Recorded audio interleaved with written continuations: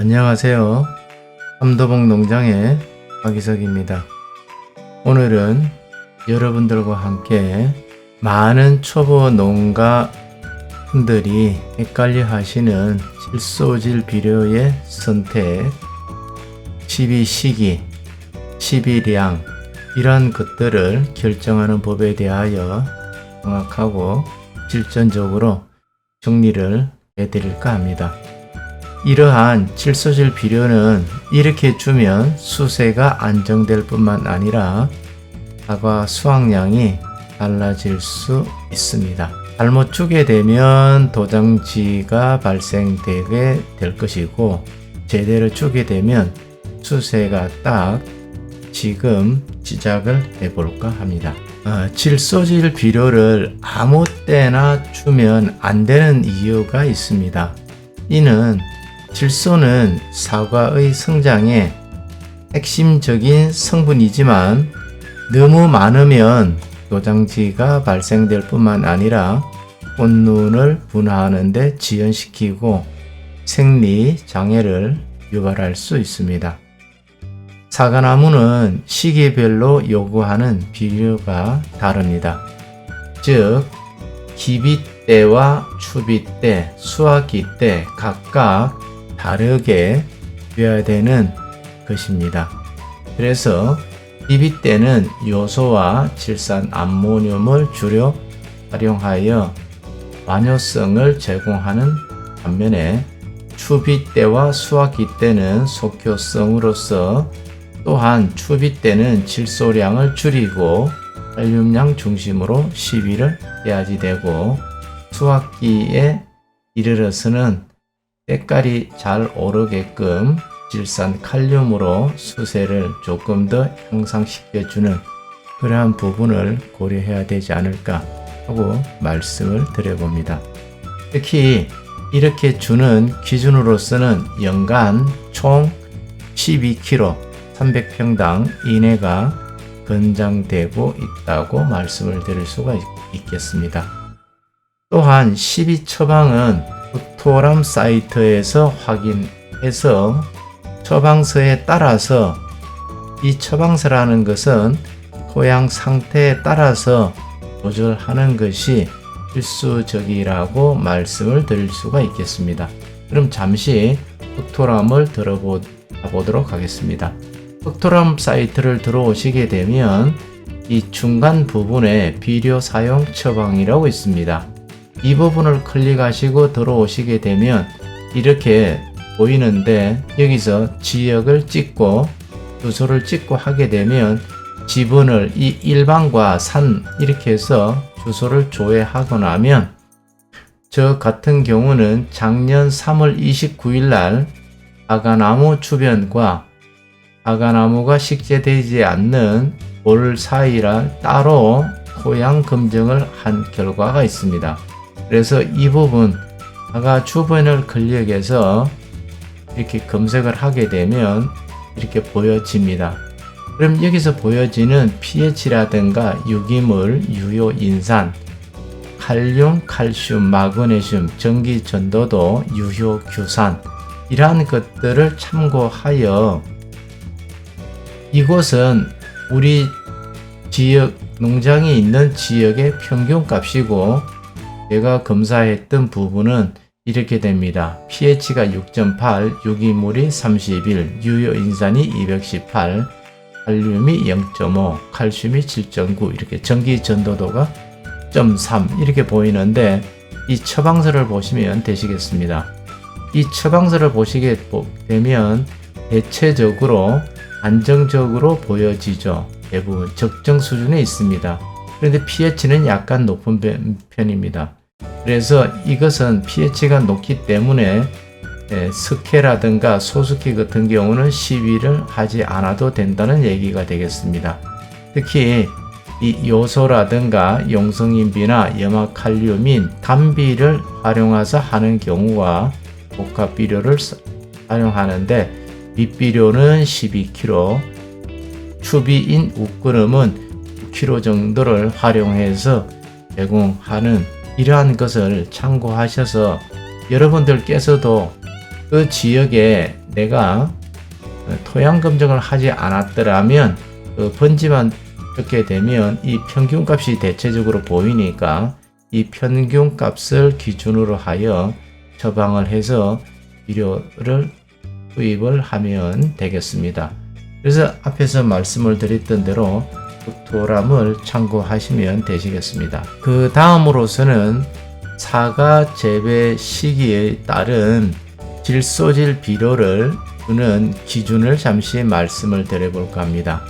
그럼 먼저 기비, 추비 이렇게 나눌 수가 있겠습니다. 그럼 기비인 2월과 3월 같은 경우 봄에는 생육 기초를 지원하는 차원에서 질소량은 300평당 5 내지 6kg를 요소나 황산 암모늄을 퇴비와 섞어서 활용하면 되시겠습니다. 그럼 추비인 5월 초에는 과실을 비대하는 초기에 3 내지 4kg를 질산 암모늄이나 질산 칼륨을 탁가량에 따라서 조절하면 되겠습니다. 또한 6월, 7월인 추비인 이대를 지속시키고 연면을 활력을 주기 위하여 300평당 2kg 내지 3kg 또는 연면 시비를 하면 되겠습니다. 그럼 이때는 질산 칼륨이나 요소를 0.3% 정도의 비료를 넣어서 녹여서 연면 시비를 해주면 되겠습니다. 이때는 가뭄기나 고온기 때는 뿌리 흡수를 저해하는 것을 보완하기 위해서 추비를 하는 것을 말합니다.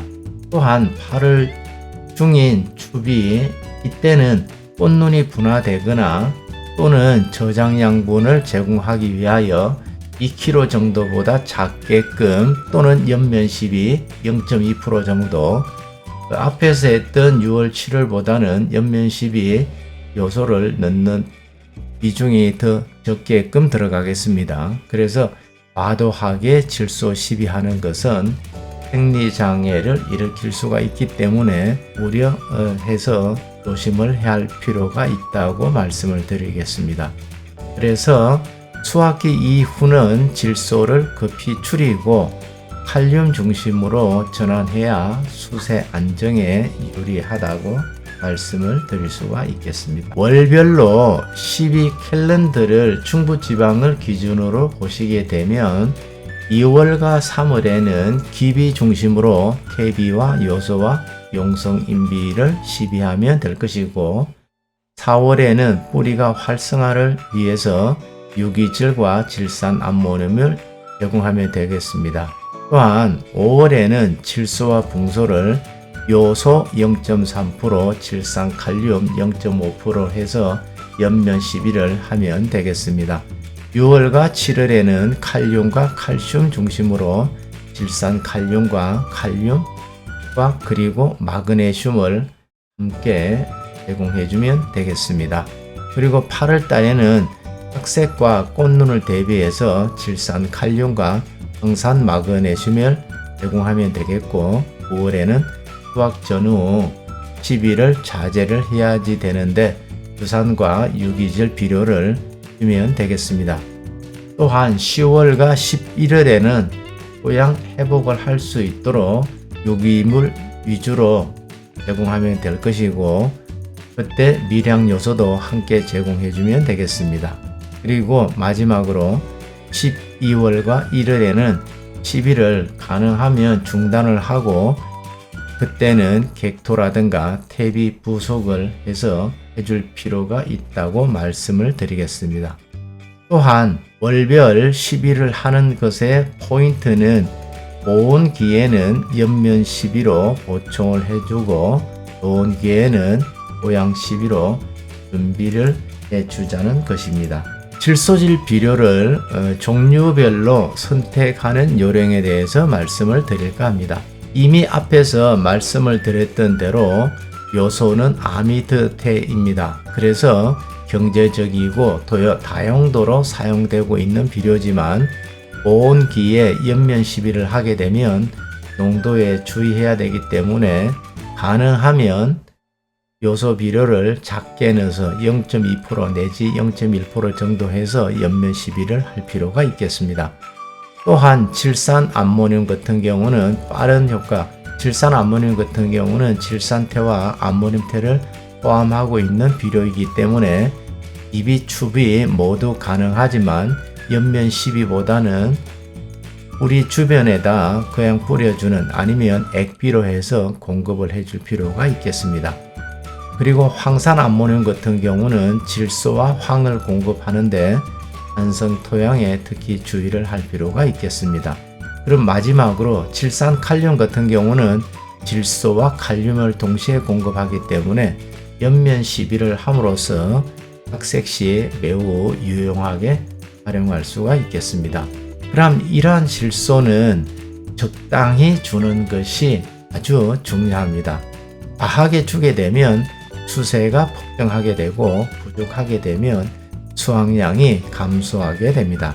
따라서 적절하게 품종별로 주는 것을 전략을 세워야 될 뿐만 아니라 시기별로 분산 시비하는 것이 가장 중요하다고 말씀드릴 수가 있겠습니다. 주요 품종 5대 주요 사과별 시비 전략을 살펴본다면 거의 우리나라에서 70% 이상 재배하고 있는 후지 같은 경우는 수확은 10월 하순 정도에 수확을 하기 때문에 8월 중순 이후가 되면 질소질 비료는 절대적으로 자제할 필요가 있겠습니다. 따라서 칼륨과 마그네슘을 추가로 시비를 해주면 되겠습니다. 그리고 홍로 같은 경우는 9월 초에 수확을 하는데 7월 말까지는 질소질 시비하는 것을 마쳐야 되겠습니다. 따라서 칼슘을 옆면 시비하는 것이 매우 중요합니다. 왜냐하면 대과이기 때문에 이 사과의 경도를 더 단단하게 만들기 위해서도 칼슘 옆면 시비가 매우 중요하다 하겠습니다. 또한 마찬가지로 가뭄 같은 경우도 10월 중순에 대부분 수확을 하는데 질소질을 과다하게 주게 되면 오두병이 발생이 될 수 있기 때문에 질소 과다는 절대 주의해야 될 뿐만 아니라 착색기에는 이미 앞에서 살펴봤던 질산칼륨과 황산 마그네슘을 시비해주면 되겠습니다. 9월 초에 수확하는 아리수 같은 경우는 균형 시비가 매우 중요하고 여름 고온기 때는 이미 가뭄과 마찬가지로 마그네슘을 보완해 주어서 잎을 더 활력을 좋게끔 하여서 갈반병이라든가 이러한 것들을 예방해야 되지 않나 하고 말씀을 드려봅니다. 마지막으로서 7월 하순에 수확을 하게 되는 썸머킹 조생종은 생육 초기에는 질소질 비료를 많이 투여하지만 수확기가 거의 가까워졌을 때는 질소질을 절대적으로 억제할 필요가 있지 않나 하고 말씀을 드려봅니다.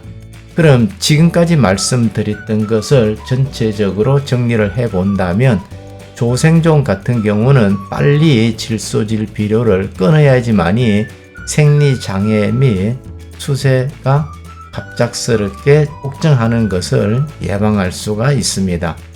그러나 중생종과 만생종인 품종은 8월 중순까지 질소를 공급한 후에 차단을 할 필요가 있겠습니다. 살펴봤던 사과 재배에서 질소질 비료의 선택과 시기, 시비량에 대해서 알아봤습니다. 질소는 시비량보다 적절한 시기가 매우 더 중요합니다. 사과 품종마다 전략이 다르므로 맞춤 시비가 필요합니다. 질소는 도장질을 방지하고 꽃눈을 유도하고 착색 개선에 모두 관여하기 때문에 이 질소질 비료를 적절하게 시비하는 것이 매우 중요하다 말씀을 드릴 수가 있겠습니다. 다음 2-4편에서는 사과 농가에서 흔히 발생되기 쉬운 시비 실수하는 유형과 질소 비료를 시비할 때 주의할 사항과 사과 재배 시 질소가 결핍이 되고 과잉이 됐을 때 어떠한 현상이 나타나는지에 대하여 다음 편에서 소상하게 알려드리도록 하겠습니다. 장시간 함께 해주셔서 대단히 감사합니다.